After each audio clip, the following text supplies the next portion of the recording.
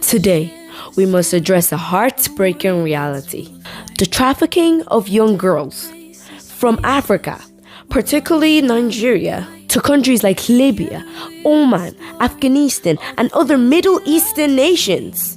These young girls are promised better lives, only to be exploited, abused, and robbed of their dignity. According to the United Nations Office on Drugs and Crime, Nigeria is a major source country for human trafficking, where girls below 18 making up the majority of victims. In 2022, the National Agency for the Prohibition of Trafficking in Persons reported that over 70% of trafficking victims in Nigeria are girls under the age of 18.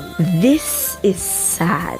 These girls are often lured with false promises of employment and a better life abroad. Tragically, they end up in countries like Oman, Saudi Arabia, and Afghanistan, where they're forced into domestic servitude, sexual exploitation, and other forms of abuse. A 2023 report by the International Organization for Migration revealed that over 20,000 Nigerian girls have been trafficked to the Middle East in the past 5 years alone.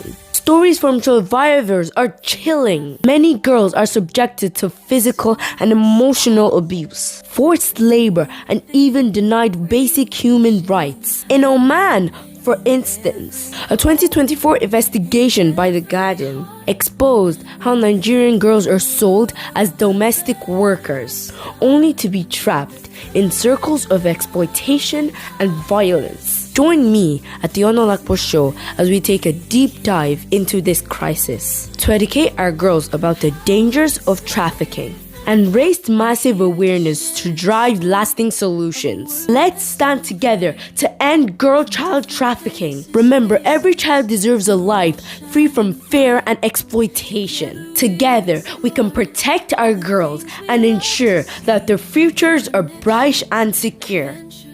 Learning who